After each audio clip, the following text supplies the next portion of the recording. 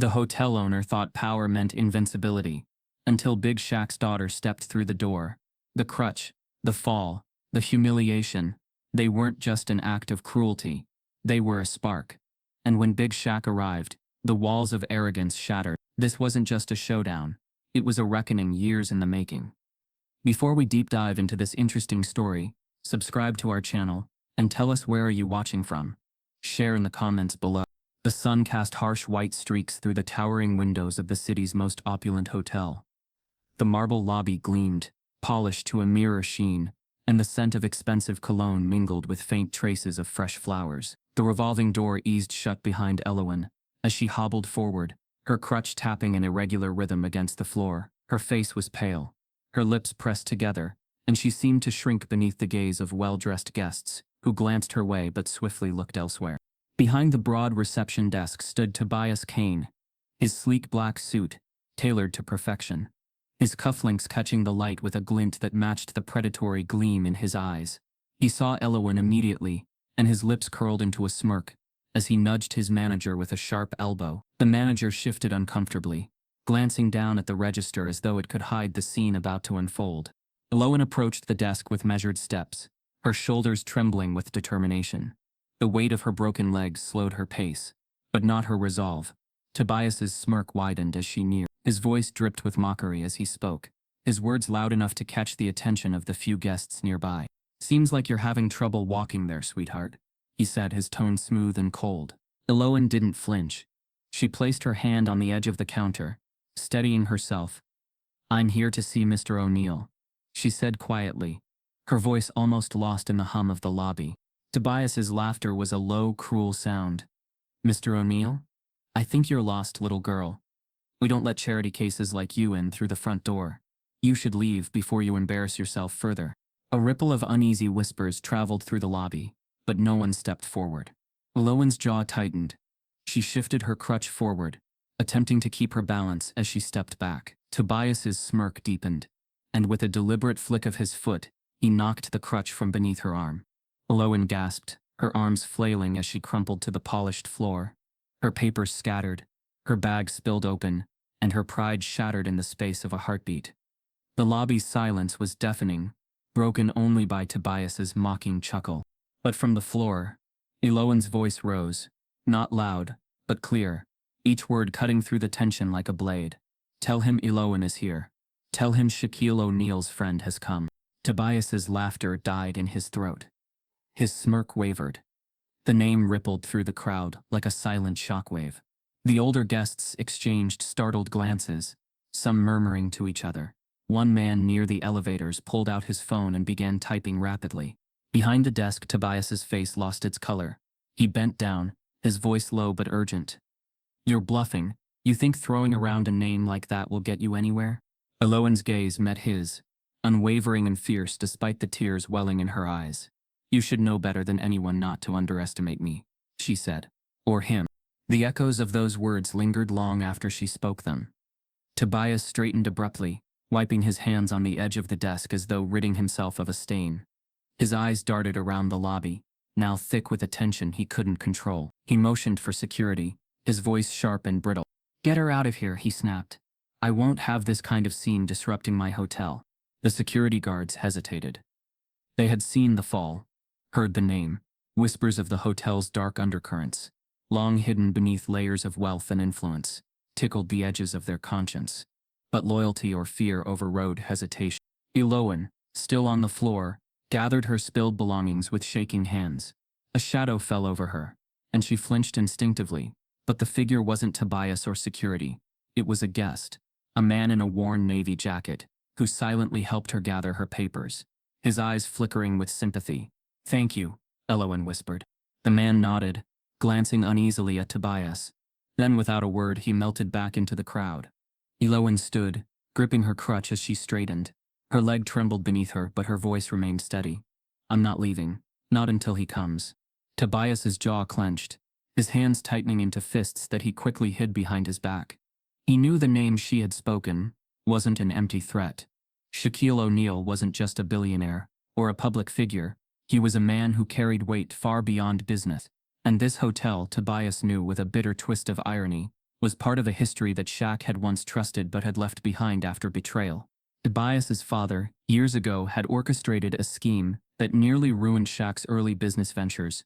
It had been hushed up, buried beneath contracts and bribes, but the scars remained, and now, Elowen had resurrected that name in a place where the walls whispered secrets, and the past was never truly dead.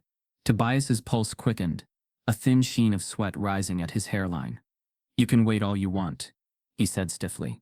"But don't think for a second this stunt is going to work." Elowen's reply was calm, her voice unwavering. "You'll regret this." With that, she turned away from the desk, her crutch tapping once more against the marble, as she made her way to a nearby bench. Guests parted before her like a tide, their curiosity barely masked by their indifference. Tobias watched her sit, his jaw working furiously, but he said nothing further. Outside the hotel, in the glaring sunlight, a sleek black SUV pulled up to the entrance. The door opened, and a tall figure stepped out, his presence commanding without a word. Shaquille O'Neal, known to many as Big Shaq, surveyed the building with a slow, measured gaze. The sunlight caught on his watch, his tailored jacket rippling as he moved. Inside the lobby, the whispers began anew. A ripple of recognition spread through the crowd, as someone gasped, "That's him, that's Shaq." Tobias turned, his face blanching. He swallowed hard as the realization dawned. This wasn't just a chance encounter. This was a reckoning years in the making.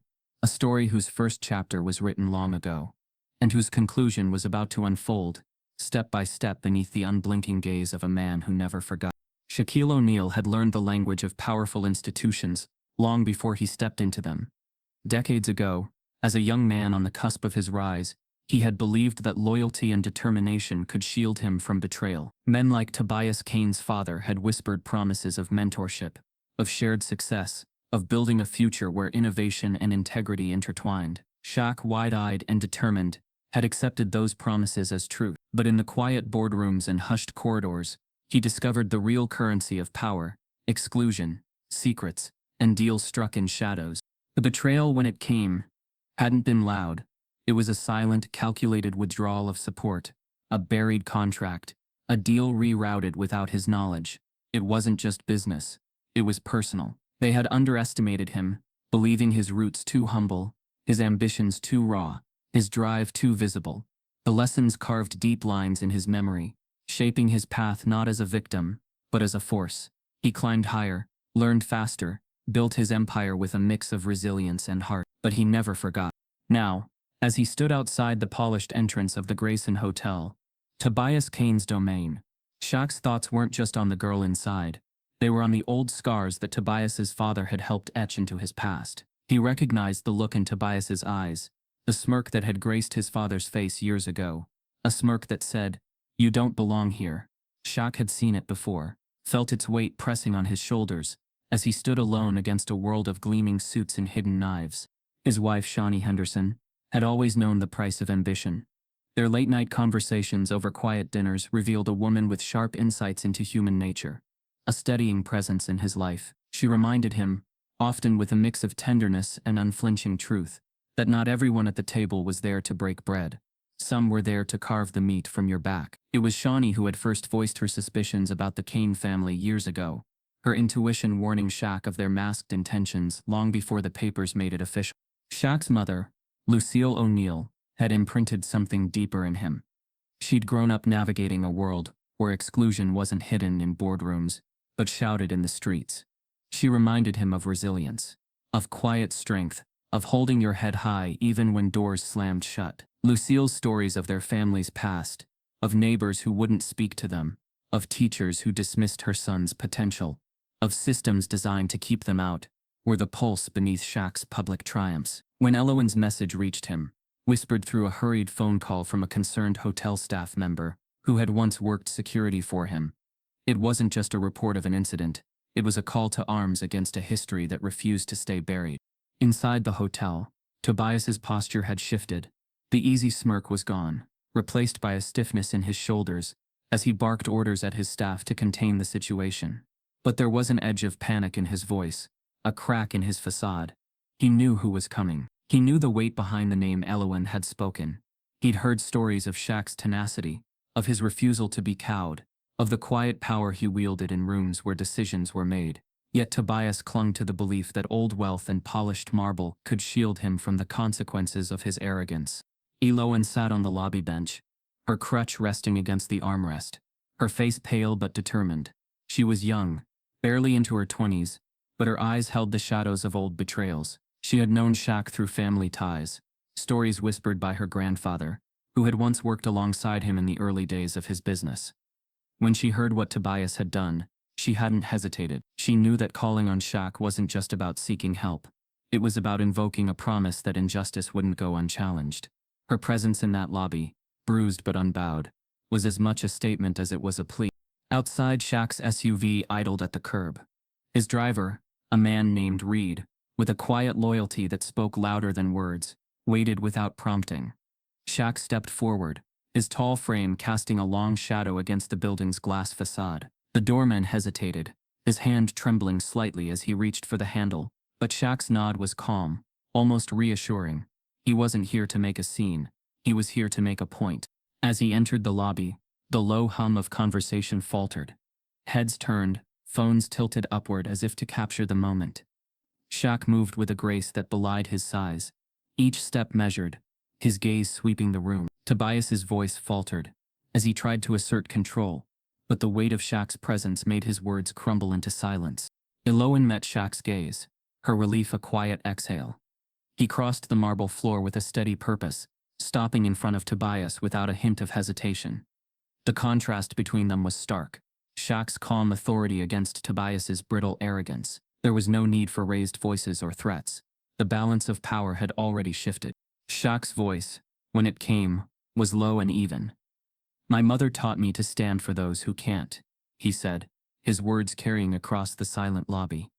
"My wife reminded me to trust my instincts, and this young woman here, she reminded me that some things are too important to ignore." Tobias opened his mouth to protest, but Shaq's gaze pinned him in place. There was no anger in it, just an unshakable resolve. "This isn't just about what you did to her," Shaq continued. "It's about what your family tried to do to mine. I let it go once. I won't let it happen again." The room held its breath as Shaq turned to Eloan. His voice softened, though it lost none of its strength. "You showed courage today," he said. "You stood up when it would have been easier to walk away. That matters." Eloan straightened, her chin lifting. "I couldn't let it go," she whispered. Shaq's smile was faint, but it carried the weight of approval. "Neither could I." In that moment, the hotel's polished walls, its gleaming floors, its curated atmosphere of exclusion, all felt paper thin. Tobias's control slipped through his fingers like sand, while Shaq's quiet, grounded presence anchored the room. This wasn't a confrontation for Shaq. It was the reckoning of old debts, and the unveiling of truths, long buried. Outside, the city pulsed with life. But inside the Grayson Hotel, the air was thick with a new understanding. Shaq's arrival wasn't just a response to a friend's call for help. It was a return to a battleground he had left behind. A statement that no matter how high the towers reached, integrity would not be silenced. The past, it seemed, was no longer content to stay in the shadow. Shaq's return to the Grayson Hotel was quiet, almost ghost-like. No entourage, no camera crews, no declarations, just him, his measured steps against the polished marble, his deep voice a low hum, as he asked the kind of questions that made the staff exchange nervous glances. He wasn't here to make noise. He was here to make sense of a pattern that had been festering beneath the surface for too long. Tobias Kane had thought his name, his family's wealth, and the glittering hotel they owned, would shield him. But as Shaq moved through the building, floor by floor, he found more than silence. He found fear. Receptionists with tight smiles, janitors who dropped their gaze, managers who stammered when asked about dismissals. The hotel's polished facade was starting to crack under the weight of quiet truths. Eloan's injury wasn't an isolated incident. As Shaq dug through old reports and whispered confessions, he uncovered hints of a long-standing practice. Guests with complaints silenced by discreet settlements. Staff threatened with termination if they spoke of workplace abuses. The files were cleverly hidden, paper trails rerouted through shell companies, signatures blurred under layers of bureaucracy. But Shaq's instinct for patterns was sharper than ever. He found an older woman named Margaret, a housekeeper who'd been at the hotel for decades.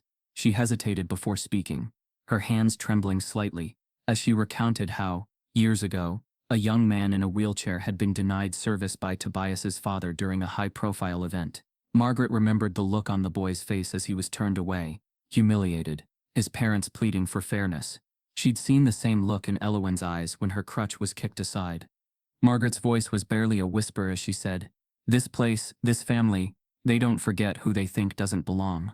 Shaq's jaw tightened. The pattern was no longer coincidence. It was a blueprint.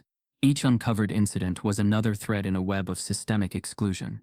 A quiet but calculated design to maintain control. In the hotel's archive room, a climate-controlled vault meant for blueprints and renovation plans, Shaq found contracts that reeked of deception. There were payouts for injuries accidentally incurred, dismissals signed off under false pretenses, even hush money funneled through obscure accounts to buy silence from those who dared to speak. Each document echoed a language he recognized from his past, the same polished lies Tobias's father had used when he'd shut Shaq out of a major investment deal decades earlier. Shaq wasn't just finding traces of corruption. He was tracing the footsteps of betrayal. The names on the papers weren't unfamiliar. Some were the same executives who had once stood beside his own boardroom table, offering handshakes while undermining his authority behind closed doors. It wasn't just a pattern. It was a legacy of control, of systemic exclusion, carefully guarded by a family who thought their wealth could erase history. As he pieced the story together, Shaq's thoughts drifted to Shawnee and Lucille. His wife's instinctive grasp of human nature, her quiet warnings about the Canes, had been sharper than any legal briefing. His mother's voice echoed from memory. "Don't trust the smile if the eyes don't match, son. Don't trust a man who won't meet your gaze." Now, standing amidst contracts and payout slips, he realized how right they both had been. Downstairs, Tobias was beginning to sense the shift. His commands to staff grew sharper, his polite facade fraying at the edges.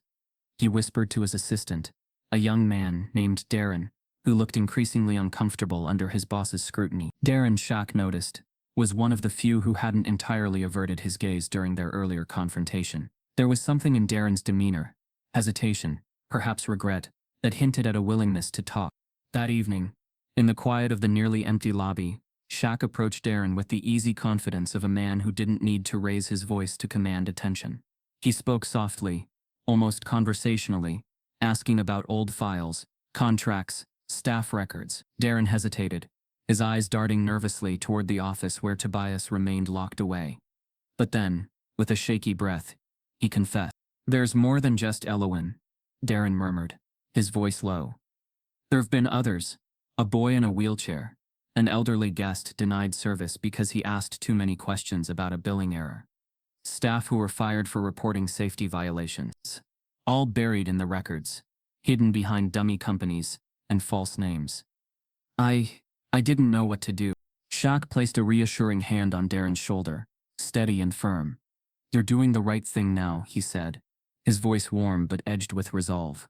With Darren's help, Shaq accessed a hidden server in the hotel's back office, a digital archive masked by layers of encryption. Files spanning years surfaced, emails, memos, contracts, all carefully orchestrated to suppress dissent and punish anyone who disrupted the Canes' pristine image. But within those files was something even more chilling, a document linking Elowen's family to an old unresolved case. Years ago, her grandfather had been an engineer, working on a project that Tobias's father had quietly sabotaged. The accident had been framed as a technical failure, but the evidence buried in the files suggested deliberate tampering. Elowen's injury wasn't random. It was an echo of old grievances, a message to her family to stay silent. Shaq's pulse quickened. This wasn't just about Elowen. This was about unfinished business, a generational web of deceit, where power wasn't just inherited, it was enforced. Tobias wasn't merely continuing his father's legacy of exclusion, he was deepening it, perfecting it into a silent system that punished dissent while maintaining a facade of luxury and respectability. The realization ignited something fierce in Shaq. This wasn't just a story of corporate betrayal or personal vendetta. It was a story of systemic oppression, masked beneath the glittering surface of wealth. And it wasn't enough to simply confront Tobias. The truth had to be exposed. As the pieces fell into place, Shaq felt a cold clarity settle over him. He would need allies, more than whispers and hidden files. Darren's confession was a start, but the web was wider, and the stakes higher than he had imagined. He left the archive room that night with a folder of evidence tucked securely under his arm, his stride unhurried but purposeful. The hotel's walls no longer gleamed with silent pride. They pulsed with the weight of secrets finally surfacing. Tobias could feel it too, the shift in the air, the unease threading through his staff, the whispers in the corridors. Shaq wasn't just uncovering evidence. He was gathering momentum, building a wave that would soon crash through the carefully constructed image the Canes had maintained for decades. The rising tension was palpable. Staff exchanged wary glances. Guests murmured about rumors circulating online, and Tobias paced his office, his confidence eroding with each passing hour. Outside, the city's lights shimmered against the hotel's glass facade, but inside, the truth was beginning to blaze brighter than any chandelier. Shaq's journey through the hotel's twisted corridors wasn't finished. The threads he'd uncovered pointed to something larger than he'd ever imagined. The question now wasn't whether he could confront Tobias. It was whether he could dismantle the entire legacy of silence and exclusion the Cane family had built. And as the night deepened, one thing became clear. Shaq wasn't leaving this battle unfinished. The hotel's hushed corridors felt heavier that evening, the silence almost tangible. Shaq had always known power wasn't in the marble floors or glittering chandeliers. It was in what was hidden behind them. And tonight, those secrets whispered louder than ever. It was Sylvie Ross, a housekeeper long dismissed as invisible, who unlocked the door that had remained shut for decades. Sylvie had worked at the Grayson for nearly 15 years, watching as generations of the Cane family passed through its gilded halls. She'd seen Tobias's father, Gerald Cane, rule with a velvet fist, using charm in public and cruelty behind closed doors. But it was Tobias's own carelessness that gave Sylvie the proof she'd long suspected existed. A month before Eloan's fall, Sylvie had been cleaning the executive suite late at night when she stumbled upon Tobias, half drunk and laughing with an old associate. He hadn't noticed her slip her phone from her pocket, hadn't imagined a housekeeper could or would dare to record him. The audio surfaced not as a dramatic confession but as a quiet, almost forgotten file sent to Shaq's trusted contact, a legal consultant named Harper Vance. Harper had worked with Shaq during the fallout of his early betrayal. A lawyer with a mind like a steel trap and a disdain for the kind of polished corruption men like the Canes perfected. She played the file for Shaq in a quiet office, far from the hotel's opulence. Tobias's voice filled the room, low and mocking. "He thinks he's clean now," Tobias drawled, his words slurring just enough to hint at whiskey. "That's the funny part. His whole empire started with my father's money. That first deal, the one we sabotaged, we made sure his prototype failed. Had to keep the outsider out, you know. Can't let them climb too high. And now his girl, Eloan, or whatever, just another lesson. They never learned their place." Shaq's heart hammered in his chest, the words slicing through years of practiced calm. It wasn't just arrogance. It was deliberate. His past, the early years when his big break had dissolved overnight, hadn't been bad luck or corporate maneuvering. It had been a calculated sabotage, engineered by Gerald Cane to keep him from gaining a foothold in an industry dominated by old money and quiet collusion. And Eloan's fall wasn't chance either. It wasn't a spur-of-the-moment cruelty. It was the latest chapter in a long, orchestrated story of keeping voices like hers, like his, on the outside looking in. Harper's face was grim as she paused the recording. "This isn't just personal, Shaq. This is legacy corruption. They've been keeping people out for generations. The contracts we found, the payouts, they were all part of a system designed to silence, to exclude. And Tobias, he's not just continuing his father's work, he's perfecting it." For a long moment Shaq sat in silence, his hands clasped before him. He could feel the weight of his mother's voice in his mind, the steady warning of history repeating itself. Lucille had told him, more than once, that silence was never neutral. By not speaking out, by not confronting the past, he'd unknowingly allowed men like Tobias to build walls higher than before. But this time, he wasn't the naive newcomer. He wasn't the kid from a modest background, trusting smiles and handshakes. This time he had a voice that carried, a network that reached deep into industries where power had long been hoarded, and more than that, he had proof. Sylvie's recording was a weapon, but it was also a key. It unlocked a door to a story long buried, a narrative of exclusion dressed up as tradition. Shaq's mind raced as he connected the dots. The sabotaged contract that had nearly ruined him, the calculated dismissals, the carefully curated image of the Grayson Hotel as a bastion of old-world charm. Each piece fit into a puzzle of systemic control, designed to erase dissent and fortify privilege. Lowen's grandfather, whose project had been quietly destroyed years ago, was just another casualty. Her injury, seemingly random, was a calculated echo of the past, a reminder to her family, to anyone watching, that the Canes still held the strings. But Tobias's arrogance had made him careless. In mocking Shaq, he had revealed his hand. Harper leaned forward, her voice low and urgent. "We can take this public, but you need more than just this recording. You need context, patterns, documents, witnesses. Otherwise, they'll paint it as an outlier, a personal feud, a misunderstanding. You have to show that this isn't just one incident. It's a system." Shaq's pulse steadied, resolve sharpening. He thought of Darren, the young assistant who'd risked his position to share what he knew. Of Margaret, the housekeeper, whose trembling voice had revealed the silent policy of exclusion. Of Elowen, whose courage had sparked this reckoning. The web wasn't just tangled, it was interconnected. Each thread led back to the Canes' determination to maintain power by any means necessary. That night, as city lights flickered beyond the office windows, Shaq outlined his plan. He would gather every scrap of evidence, every quiet witness, every overlooked contract. He would bring together those silenced by fear and give them a platform they'd never been granted before. This wasn't just about confronting Tobias, it was about dismantling a system designed to keep people like him and Elowen's family locked out. Harper offered a thin smile, her respect clear. "You've always been about second chances, Shaq," she said softly. "Maybe it's time to give this city one." The weight of what lay ahead was immense. Shaq knew it wouldn't be clean or easy. The Canes' influence ran deep through corporate partnerships, political connections, carefully cultivated relationships with media and regulators. But he also knew something they didn't. Truth had a way of seeping through cracks, no matter how carefully those cracks were sealed. As he stood to leave, Harper's voice followed him, quiet but steady. "Be careful. When people like Tobias feel cornered, they don't always react rationally." Shaq's smile was faint, but his eyes held a quiet fire. "I'm counting on that." He stepped into the night, the city air sharp against his skin.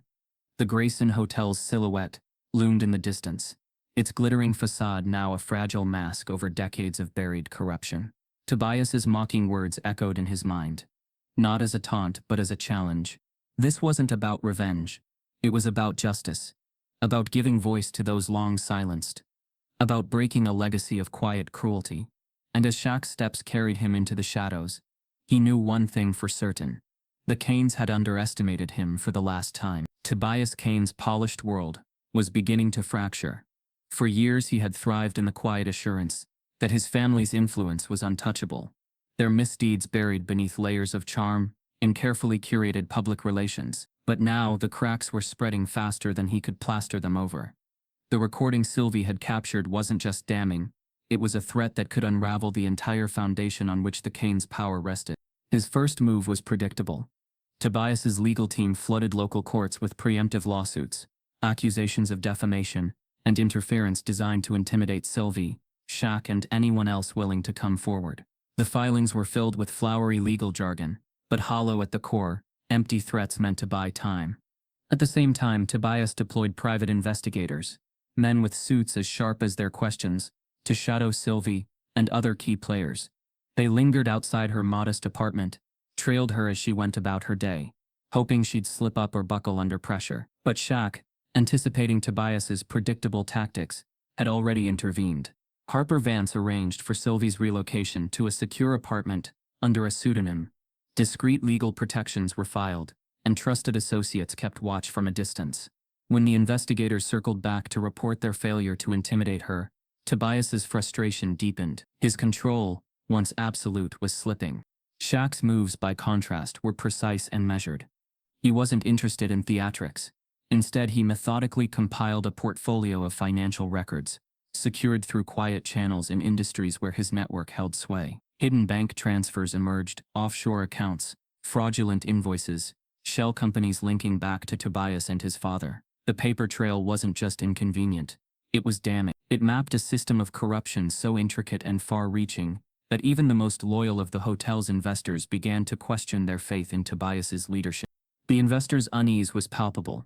For years they had benefited from the Canes' protection and strategic partnerships. But as the weight of evidence mounted, transactions that could not be easily explained, contracts that reeked of impropriety, they began to see Tobias not as a savvy leader, but as a liability. Private meetings were held in quiet rooms, whispered conversations thick with unease. No one wanted to be caught standing too close when the fallout began. Meanwhile, Elowen's quiet recovery became a symbol of resilience. Photographs of her, standing at the edge of the Graysons' lobby on crutches, her posture proud, and her gaze unflinching, spread through local media. There were no grand statements from her, no dramatic interviews, just a girl with a broken leg, refusing to be invisible. Her quiet defiance resonated more than any press conference ever could. Shaq, though deeply aware of the stakes, never allowed his actions to appear reactionary. He maintained his public persona, attending charity events and corporate functions with his characteristic calm, but behind the scenes, his determination was sharpened by years of betrayal and lessons learned from old wounds. Each move Tobias made was anticipated, countered with quiet precision that left the younger man floundering. In one particularly symbolic maneuver, Shaq released a trove of historical documents to the press, evidence of how the Canes had manipulated zoning laws decades ago to force out minority-owned businesses, including Shaq's first attempted venture. The documents weren't just papers, they were a narrative of systemic exclusion, connecting the dots from past betrayals to present-day corruption. The story dominated headlines, shifting the public conversation from billionaire feud to a broader reckoning about power, privilege, and justice. Tobias, desperate to regain control, resorted to media manipulation. He leaked carefully edited footage of Shaq's private meetings, suggesting ulterior motives and self-interest. The videos were circulated with suggestive captions, painting Shaq as a billionaire exploiting a working-class girl's plight for personal gain. But the public wasn't buying it. Shaq's track record of community involvement, his authentic presence, and his visible support for underrepresented voices had built a reservoir of goodwill that even Tobias's smear campaign couldn't drain. The tide was shifting. Journalists who had once relied on the Canes' access found themselves questioning their sources. Independent investigators began digging into the financial anomalies, publishing exposés that highlighted not only the Grayson Hotel's complicity but also the broader implications for corporate governance in the city. The hotel's shimmering facade was cracking, revealing the rot beneath. For Tobias, the unraveling was as much psychological as strategic. His father's legacy, the carefully constructed illusion of unassailable power, was slipping through his fingers. The very methods that had secured the family's dominance, silence, intimidation, manipulation, were now weapons turned against them. And in Shaq, he faced an adversary who understood the game, but had chosen a different set of rules. Elowen's presence, once an afterthought, now loomed large in the public's imagination. She became a quiet symbol of what it meant to stand firm against oppression. Community groups rallied behind her story, not with grand gestures, but with grassroots movements, letters to city councils, petitions for greater corporate accountability, workshops on workers' rights. Her broken leg was no longer a sign of weakness, but a testament to the resilience of those the system tried to sideline. Behind closed doors, Shaq met with a coalition of former employees, community leaders, and whistleblowers. Together they crafted a detailed report mapping the systemic exclusion and manipulation perpetrated by the Canes over decades. The report wasn't just a dossier of crimes, it was a blueprint for reform, a document designed to force the city's hand. As the deadline for public release approached, Tobias's actions grew increasingly erratic. He called emergency meetings, offered hush payments to key witnesses, even tried to rally loyalists within the hotel's board. But the cracks were too deep, the momentum too strong. Each counter he launched was met with a calm, decisive move from Shaq's camp, dismantling his defenses piece by piece. In the midst of this, Lucille O'Neill's voice resonated in Shaq's mind. Her quiet reminders of dignity, of standing firm in the face of injustice, fueled his resolve. This wasn't just about exposing a corrupt family, it was about creating a space where voices like Sylvie's, like Elowen's, could be heard and respected. As the sun set behind the Grayson Hotel, casting long shadows across its gleaming facade, Tobias paced his office, the weight of his family's legacy pressing down like a noose. Across the city, Shaq stood on the threshold of a press conference, his demeanor calm but his message clear. The final moves were in motion. The truth was no longer just a whisper in the dark. It was a rising tide. Shaq stood at the edge of the room, his posture relaxed but his mind razor-sharp. He had chosen this moment, the perfect stage to confront Tobias, not with fists or shouts but with something far more potent, the unvarnished truth. The cameras were already rolling, capturing the glittering scene for a charity telecast. No one in the room suspected that the night's scripted narrative was about to be shattered. Tobias Kane, resplendent in a midnight blue suit, worked the room with the practiced ease of a man accustomed to adoration. He flashed his trademark smile, accepting compliments and handshakes, the image of polished success. But when Shaq's name echoed through the speakers, when the man himself stepped onto the raised stage, a tall figure in a crisp black suit, the temperature in the room shifted. Conversations faltered, glasses paused mid-air. Shaq's presence commanded attention. His voice, deep and steady, filled the space as he addressed the gathering. "Thank you for joining us tonight," he began, his tone smooth but edged with quiet steel. "We're here to celebrate generosity, to recognize those who give back to their communities. But tonight, I ask you to listen, to truly listen, to the voices that have been silenced for too long." A murmur rippled through the audience. Some recognized the shift immediately. Others glanced at Tobias, whose confident smile had begun to falter. Shaq continued, his delivery precise. He detailed the timeline of deceit, the quiet sabotage of his early ventures, the contracts manipulated behind closed doors, the legacy of exclusion that the Kane family had engineered for decades. He presented documents on screen, each one authenticated, each a testament to the systemic erasure of talent and opportunity. The revelation of Sylvie's recording was the first seismic tremor, as Tobias's own voice filled the ballroom, mocking not only Elowen but the very ideals of fairness and integrity. The atmosphere shifted from curiosity to shock. Faces turned pale. Whispers grew louder. The mask of invincibility Tobias had worn so effortlessly cracked under the weight of his own words. But it was the next twist that struck deepest. Shaq revealed an older betrayal, one few in the room knew about. A betrayal orchestrated by Tobias's father, Gerald Kane. He recounted how years ago, his own promising project had been sabotaged under the guise of mentorship. The prototype failure that had seemed a personal misstep was in truth a deliberate act designed to keep him from rising too high, from breaking into circles that weren't meant for people like him.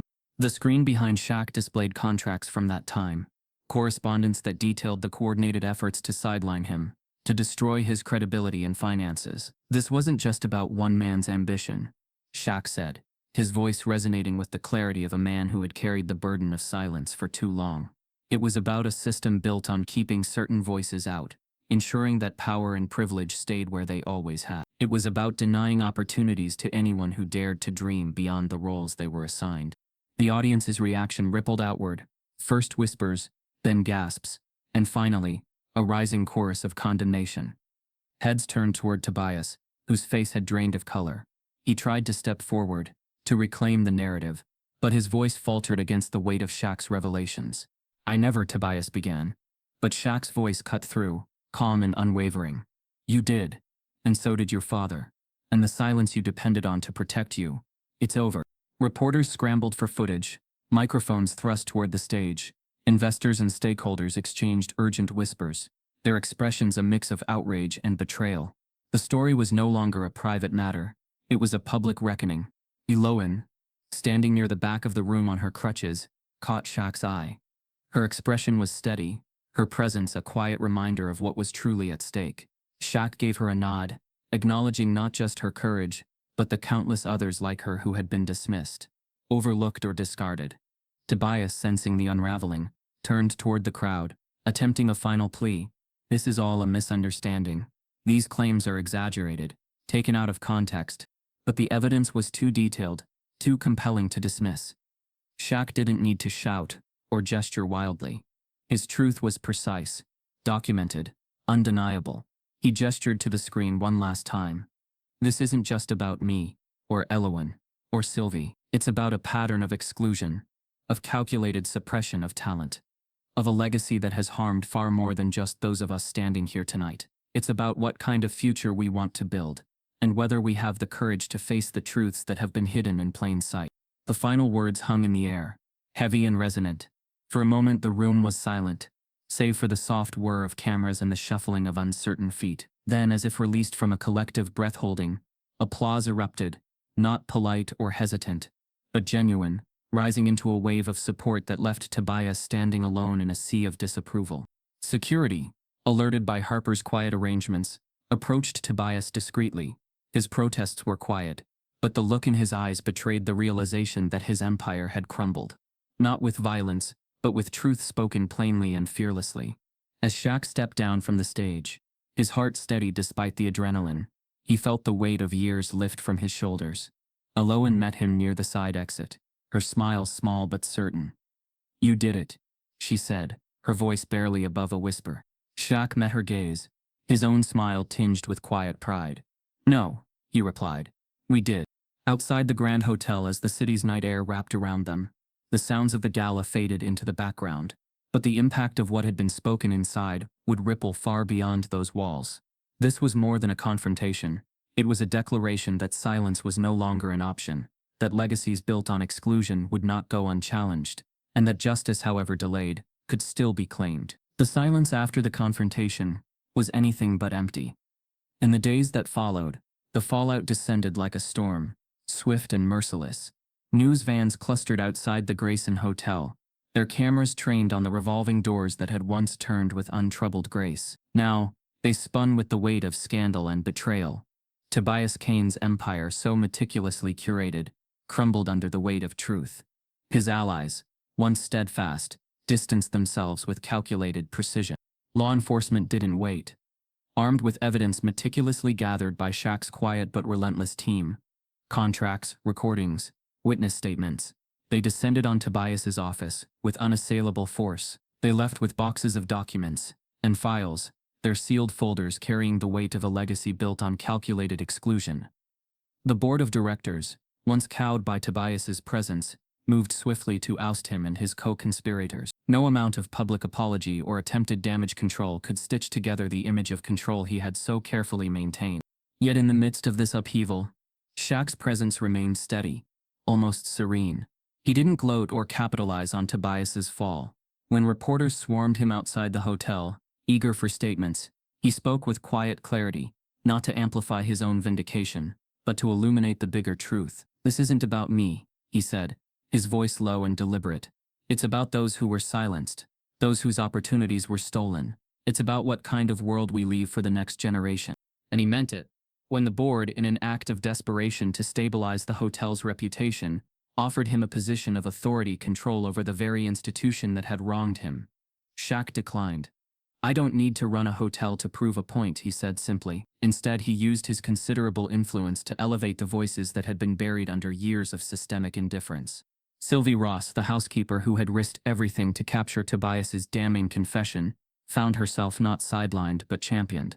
Shaq quietly arranged for her to take on a leadership role in a new initiative, a foundation aimed at promoting transparency and integrity in hospitality, a space where voices like hers could speak without fear of retribution. The initiative, backed by a coalition of investors and reform-minded leaders, was designed to challenge the old systems that had kept innovation and fairness at bay. Aloan, once seen only as the girl who had been wronged, emerged from the shadows of victimhood. With Shaq's support and the encouragement of Shawnee and Lucille, she stepped forward to share her story, not with bitterness, but with a quiet resolve that turned her into a symbol of resilience. Her crutch, once a reminder of limitation, now marked her as someone who had endured and emerged stronger. Schools invited her to speak, organizations sought her insights, and her story of a girl who had fallen but refused to stay down became a rallying cry for change. Within Shaq's family, the bonds only deepened. Shawnee's sharp mind and unwavering loyalty had always been his anchor, and now, as they navigated the public and private complexities of the aftermath, she stood as a steady presence. Lucille, whose wisdom was born from a lifetime of overcoming barriers, reminded them all that while betrayal might wound, it couldn't define them. Together they showed the world what it meant to confront adversity, not with retaliation, but with grace, determination, and integrity. The media, predictably ravenous for scandal, tried to craft a narrative of revenge, a powerful man bringing down an old rival. But Shaq's actions defied such simplicity. Instead of wielding his newfound leverage to crush his adversaries, he focused on building. He funded programs aimed at mentoring young entrepreneurs from marginalized backgrounds, establishing scholarships, and sponsoring think tanks focused on ethical business practices. His message was clear: true leadership wasn't about seizing power. It was about creating space for others to rise. In boardrooms where silence had once reigned, new voices began to emerge. Inspired by Shaq's refusal to be complicit, employees at the hotel and beyond found the courage to speak out. Policies were rewritten, oversight mechanisms tightened, and diversity initiatives, once token gestures, were given real teeth. The ripple effect reached beyond the walls of the Grayson Hotel, into industries long resistant to change. Tobias's public apologies rang hollow against this tide of reform. His downfall wasn't marked by a dramatic arrest or a tearful confession. It was defined by his gradual erasure from the corridors of influence. His name, once spoken with deference, became a cautionary tale whispered in boardrooms and industry gatherings. Shaq's approach to the aftermath was deliberate. He didn't let the momentum of the gala's revelations fade into another scandal forgotten by next week's news cycle. He engaged with community leaders, business schools, and advocacy groups, crafting a framework that ensured the issues exposed would not be quietly swept away. He understood that change wasn't a moment. It was a process, one that required persistence, collaboration, and an unwavering commitment to truth. In private moments, though, he allowed himself to reflect. Standing by the window of his home, watching the city pulse with life, he thought of the long road from the days when he'd been dismissed, underestimated, and quietly undermined. He thought of the young innovators whose dreams had been stolen, the quiet talents who had been silenced, not because they lacked skill, but because they threatened a status quo. And he thought of Elowen, whose fall had ignited this chain of events, a fall not of weakness, but of defiance. Shaq knew that while victories could be claimed in headlines, the real triumph lay in the everyday decisions to do what was right. He didn't need a title or a grand announcement to keep building. The work was ongoing, quiet, often invisible, but vital. It was in the mentorship sessions he led, the investments he made in integrity-focused startups, the partnerships he forged to push for systemic reform. Elowen's story, once whispered in pity, became a testament to resilience. Shaq's journey, once shadowed by betrayal, became a blueprint for redemption, not just personal but collective. And the city, watching from the sidelines, witnessed the power of one man's choice to turn a moment of personal vindication into a movement for change. As the headlines shifted, as new stories claimed the public's fleeting attention, Shaq and his family remained rooted in their purpose. They weren't chasing applause or headlines. They were building something deeper, a legacy not of wealth or power, but of justice, integrity, and the quiet determination to ensure that the doors of opportunity, once bolted shut, were thrown wide open for those ready to walk through. And in that steady, unwavering work, they found something far more enduring than victory, the kind of peace that comes from knowing you've not only spoken the truth, but lived it. This was not a return to business as usual. Under the stewardship of new leadership, the hotel had undergone a transformation that wasn't merely cosmetic. Gone were the insular practices and exclusionary policies. In their place, initiatives championing diversity, equity, and inclusion took root. Scholarships funded by Grayson's new community foundation were unveiled, targeting young innovators from underrepresented backgrounds. The program bore Elowen's name, an acknowledgement not of her fall, but of her resilience, her refusal to be silenced or diminished. Sylvie Ross, once relegated to the shadows as a housekeeper, now stood at the helm of the hotel's newly formed Ethics and Transparency Council. Her quiet bravery had not only exposed Tobias Kane's treachery, but had also illuminated the path for others long silenced by fear. Her voice, once confined to whispered warnings in hidden corners, now echoed across the industry as a symbol of what it meant to stand for integrity, even when the cost was steep. Elowen, poised and steady on her crutches, became a fixture at industry conferences and advocacy forums. Her story resonated far beyond the hotel's walls, a testament to the idea that justice wasn't confined to legal victories, but was embodied in the act of reclaiming one's dignity. She didn't speak with bitterness or vengeance. Her words were laced with a quiet determination that cut through the noise of performative apologies. She reminded audiences that true reform required more than promises. It demanded accountability, transparency, and a willingness to confront uncomfortable truths. Shaq's final speech at the reopening was delivered not from a place of triumph, but from a profound sense of responsibility. Standing before a diverse crowd of community leaders, activists, employees, and guests, he spoke with a measured cadence that commanded respect. His voice, rich and resonant, filled the hall, not with grandstanding rhetoric, but with the weight of hard-won clarity. "We stand here today not to erase the past but to acknowledge it," he said, his gaze sweeping across the room. "This hotel, this institution, was once a symbol of exclusion, a place where ambition was crushed under the weight of unspoken rules and silent conspiracies. But today we choose a different path. We choose transparency over secrecy, inclusion over exclusion, and truth over silence." The audience, a mix of familiar faces and newcomers drawn by the promise of change, listened intently. Shaq's words weren't designed to comfort. They were meant to challenge. He spoke of the responsibilities that came with power, the temptation to wield it for personal gain, the ease with which it could corrupt. But he also emphasized that power, when used with integrity and purpose, could be a force for profound good. "I've learned," he continued, his tone steady yet infused with conviction, "that it's not enough to expose corruption. It's not enough to punish those who have abused their positions. True justice means rebuilding, creating systems that ensure the same injustices cannot take root again. It means holding the door open for those who were once locked out, and listening to the voices that have too often been silenced." The crowd erupted into quiet applause, a recognition not just of his words, but of the actions that had brought them all to this moment. The reopening wasn't about salvaging a tarnished reputation. It was about redefining what the hotel, and by extension the industry, could stand for. As the evening light shifted, casting golden hues across the polished floors, Shaq made his way through the crowd.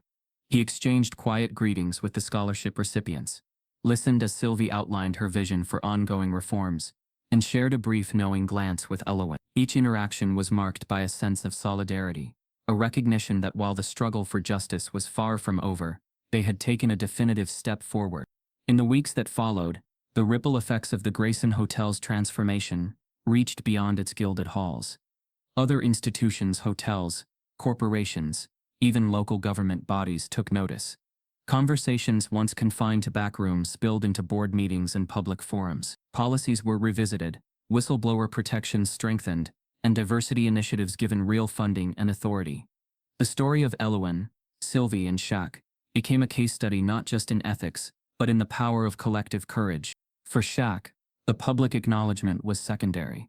His true reward came in quiet moments, walking with Shawnee along familiar streets, reflecting on the long journey from betrayal to redemption. Lucille's quiet pride, her subtle reminders of their shared history, grounded him. His family wasn't just a source of support. They were living proof that resilience wasn't forged in isolation, but through the unbreakable bonds of trust and shared purpose. When asked by reporters what motivated his relentless pursuit of justice, Shaq offered a simple answer. "It wasn't about me, it was about making sure the next Elowen, the next Sylvie, the next unheard voice doesn't have to wait for someone else to speak up. It was about leaving this world a little more just than we found it." The hotel's once exclusive gala nights were replaced by community gatherings, events that celebrated not wealth but creativity, mentorship, and innovation. Rooms once reserved for the elite were open to conferences focused on social impact and equity. Walls adorned with portraits of power brokers were replaced with murals honoring overlooked heroes, engineers, advocates, and changemakers who had fought for inclusion. Even Tobias Kane's name, once synonymous with unchallenged power, faded from the city's memory. His downfall wasn't marked by public spectacle, but by quiet erasure, his legacy reduced to a cautionary tale about the price of arrogance and the inevitability of truth.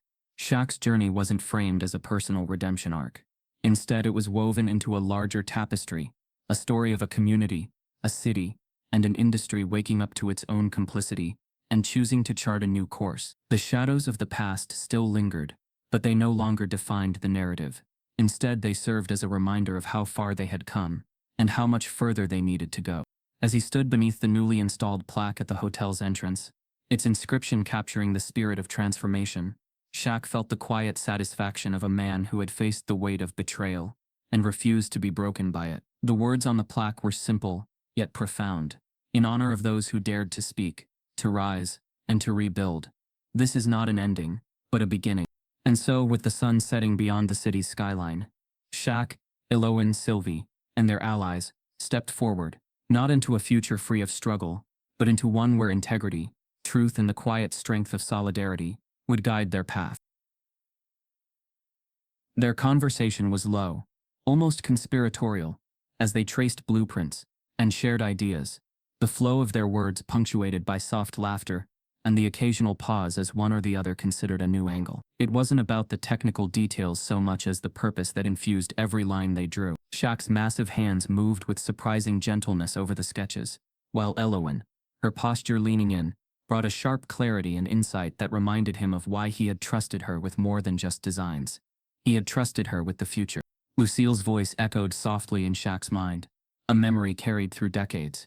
The real strength isn't in what you build, it's in who you lift while you build it. Her words were a quiet undercurrent beneath the technical chatter, a reminder that this moment wasn't just a culmination but a continuation. Lucille had always seen the bigger picture, the tapestry of community woven through personal triumphs and collective struggles. And now, as Shaq sat in this space, he felt her presence as a steadying force, a guide through the weight of responsibility he carried. Outside, the city moved with its usual rhythm, oblivious to the quiet revolution unfolding in that upper room. But inside, the energy was different. Shaq wasn't here as a corporate giant or public figure. He was here as a man who had come full circle, who had seen betrayal and injustice, and chosen to transform them into something enduring. Elowen's presence wasn't a mere symbol of resilience. It was proof of what could happen when courage met opportunity. As the afternoon light shifted, casting warm shadows across the walls, their conversation turned from blueprints to vision. They spoke of mentorship programs, of scholarships named not after donors, but after the unsung heroes who had made them possible. They discussed creating maker spaces, where young minds could tinker and innovate without the gatekeeping of traditional institutions. Their ideas flowed not as hypothetical dreams, but as commitments, each suggestion layered with intention, and the quiet determination to see them through. Shaq leaned back, his chair creaking softly under his weight, and looked at Elowen with a quiet smile. You know, when I first walked into that hotel lobby, I thought I was walking into a fight I couldn't win, he said, his voice low but steady. But what I've realized is that winning isn't about proving someone wrong. It's about proving something right. About showing that there's a better way, one where people like us, people like you, don't have to wait for permission to make a difference. Elowen's eyes met his, unwavering. We didn't wait then, she said, her voice strong with conviction. And we're not waiting now. Their exchange wasn't dramatic, wasn't marked by grand gestures or speeches. It was simple, rooted in shared understanding and mutual respect. In that moment, the noise of the world fell away, leaving only the clarity of purpose that had brought them to this point. Theirs was a partnership born not of convenience but of conviction, of recognizing in each other a reflection of resilience that could neither be silenced nor sidelined. In the distance, the faint sound of hammers and drills marked the progress of the community center, a tangible testament to their resolve. The construction site wasn't merely a physical project, it was a promise, a declaration that the future would not be built on the shaky foundations of exclusion and silence, but on the solid ground of inclusion and integrity. Shaq's mind drifted for a moment to Dias Kane, to the hollow opulence of the old hotel gala, to the smirks and calculated dismissals that had once defined power. Those days were over. Tobias's legacy had crumbled not with scandalous headlines or public outrage, but with the quiet, relentless work of those who refused to be complicit. The real triumph wasn't in taking him down, it was in rising above, in creating spaces where no one else could fall the way they had.